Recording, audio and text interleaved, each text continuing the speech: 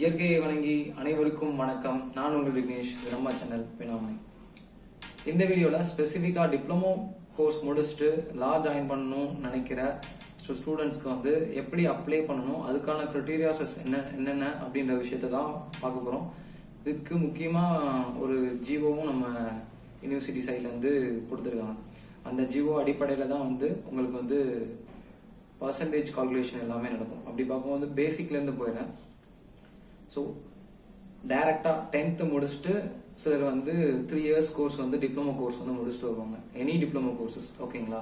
Diploma கோர்ஸஸில் நிறைய courses இருக்குது.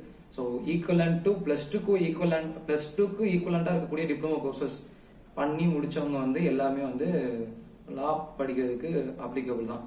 So ஏன்னா வந்து இதை எப்படி கன்சிடர் பண்ணுறாங்க அப்படின்னா, +2க்கு பதிலாக டிப்ளமோ படிச்சிருக்கவங்கள ஸோ ஈக்குவலண்ட் டு +2 கன்சிடர் பண்ணி ஸோ டிப்ளமோ படிச்சுட்டு வர ஸ்டூடெண்ட்டையும் வந்து எடுத்துக்கிறாங்க. அப்படி பார்க்கும்போது ஸோ 10th முடிச்சுட்டு டைரெக்டாக சிலர் வந்து 3 years டிப்ளமோ கோர்ஸ் வந்து படித்து முடிச்சிருப்பாங்க.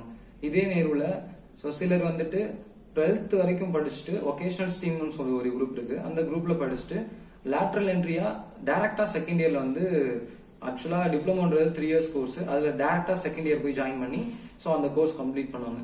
இவங்க 2 பேருமே வந்துட்டு so they can apply to law courses in affiliated colleges as well as honours course, ஓகேங்களா? ஸோ இந்த 2 பேருமே வந்துட்டு லேட்டர் என்ட்ரியில் போகிறவங்களும் சரி, இல்லை 3 years முடிச்சுட்டு 10+3ன்னு சொல்லி அந்த பேசிஸில் முடிச்சுட்டு வரவங்களும் சரி, இவங்க 2 பேருமே ஸோ டாக்டர் அம்பேத்கர் லா யூனிவர்சிட்டி கீழே ஆஃபர் பண்ணக்கூடிய ஹானர்ஸ்ன்னு சொல்லக்கூடிய ஸ்கூல் ஆஃப் எக்ஸலன்ஸ் லாவில் ஆஃபர் பண்ணக்கூடிய 4 ஆனர்ஸ் டிகிரியில் வந்து அப்ளை பண்ணுறதுக்கு எலிஜிபிள். ஆனால் அதில் என்ன க்ரைட்டீரியாஸ் என்ன அப்படின்னு பார்த்தீங்க அப்படின்னா, நம்ம +2ல சொல்லுவோம் பார்த்தீங்களா, சேம் காமர்ஸ் படிச்சிருந்தா பிகாம் எல்எல்பி ஆனர்ஸ் படிக்க முடியும். அதே மாதிரி பிகாம் இந்த டிப்ளமோலையும் ஈக்குவலண்ட் டு காமர்ஸ் ரிலேட்டடான சப்ஜெக்ட் வந்து நீங்கள் படிச்சிருக்கணும். அப்படி படிச்சிருந்தா ஸோ நீங்கள் வந்து கண்டிப்பாக வந்து பிகாம்க்கு அப்ளை பண்ணலாம். அதே மாதிரி கம்ப்யூட்டர் சயின்ஸ் ரிலேட்டடாக வந்து நீங்கள் வந்து டிப்ளமோ கோர்ஸ் முடிச்சிருந்தீங்க அப்படின்னா நீங்கள் வந்து ஆக்சுவலாக 1 second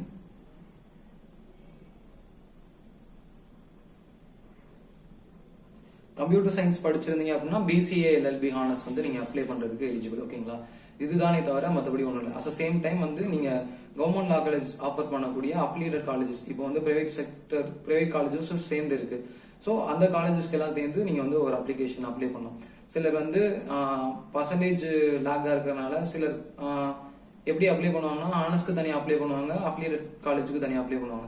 சிலர் வந்து ஒரு அப்ளிகேஷன் மட்டும் ஹானர்ஸ்க்கு அப்ளை பண்ணிட்டு ஹானர்ஸ் லா கோர்ஸ்க்கு வந்து அப்ளை பண்ணிட்டு ஸோ எனக்கு சீட் கிடைக்கல அப்படின்னு சொல்லி சொல்கிற சுச்சுவேஷன்ஸும் நிறைய நான் பார்த்துருக்கேன். அப்படி பார்க்கும்போது ஸோ அப்ளிகேஷன்ஸ் வந்து தனித்தனியாக செப்பரேட்டாக இருக்கக்கூடிய சுச்சுவேஷனில் நீங்கள் தனித்தனி அப்ளிகேஷன் போட்டிருந்த பட்சத்தில் மட்டும்தான் அவங்களுக்கு வந்து அப்ளிகேஷன் வந்து வாலிடேட் பண்ணி எடுத்துப்பாங்க. ஸோ அப்படின்றப்போ நீங்கள் ஆனர்ஸ் கோர்ஸ் படிக்கணும்னு விருப்பப்பட்டீங்க அப்படின்னா அங்கே தனியாக ஒரு அப்ளிகேஷன் அப்ளை பண்ணணும். அட் சேம் டைம் வந்து அஃபிலியேட்டட் கோர்ஸ் படிக்கணும் அப்படின்னு ஆசைப்பட்டீங்க அப்படின்னா அஃபிலியேட்டட் தனியாக வந்து ஒரு அப்ளிகேஷன் வந்து நீங்கள் அப்ளை பண்ணணும். ஆனர்ஸ்க்கு வந்து ஃபீஸ் ஸ்ட்ரக்சர் வேறு, அப்ளிகேஷன் ஃபீ வேறு. ஸோ அஃபிலியேட்டட் காலேஜுக்கு வந்து ஃபீஸ் ஸ்ட்ரக்சர் வந்து வேறு, ஓகேங்களா? இந்த கிரைட்டீரியாவை ஆல்ரெடி நான் ஒரு எக்ஸ்பிளனேஷனாக வந்து நோட்டிஃபிகேஷன் வீடியோ வந்து லாஸ்ட் வீடியோவில் கொடுத்துருக்கேன், அதையும் செக் பண்ணிக்கோங்க. இப்போது ஸ்பெசிஃபிக்காக டிப்ளமோ முடிச்சுட்டு வரக்கூடிய ஸ்டூடெண்ட்ஸ்க்கு வந்து என்ன பேசிஸில் வந்து செலெக்ஷன் ப்ராசஸ் இருக்கும், என்ன பேசிஸில் வந்து அவங்களுடைய கட் ஆஃப்ஸ் வந்து கால்குலேட் பண்ணுவாங்க அப்படின்றதுக்கு வந்து தெளிவான ஒரு ஜிஓ வந்து கொடுத்துருக்காங்க.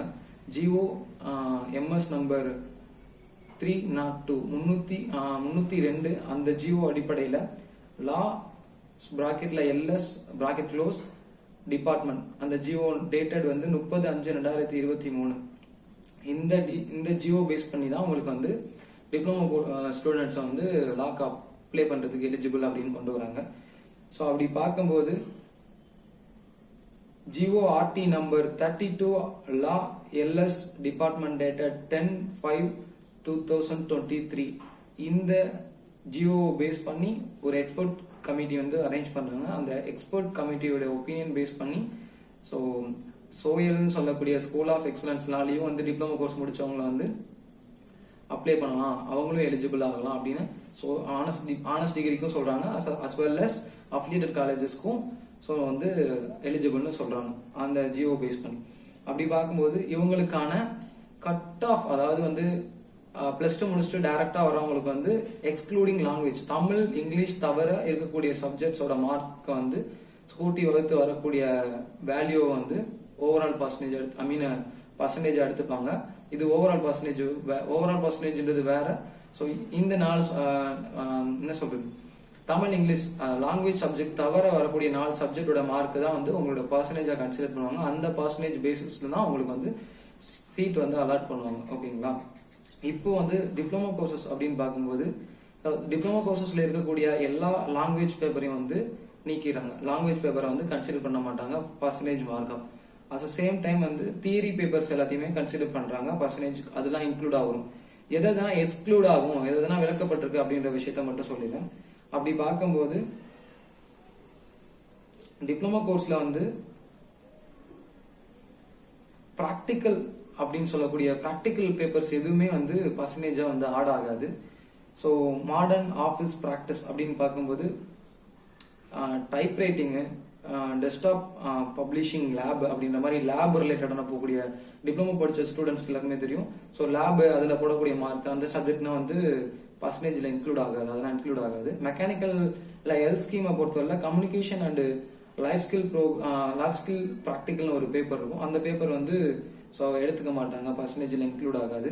அதுக்கப்புறம் மெக்கானிக்கல் இன்ஜினியரிங்ல சிபிசி 2012 பி ஸ்கீம்ல வரக்கூடியவங்களுக்கு ஒர்க் ஷாப் ப்ராக்டிக்கல்னு ஒன்று இருக்கு. அந்த பேப்பர் வந்து இன்க்ளூடா எடுத்துக்க மாட்டாங்க.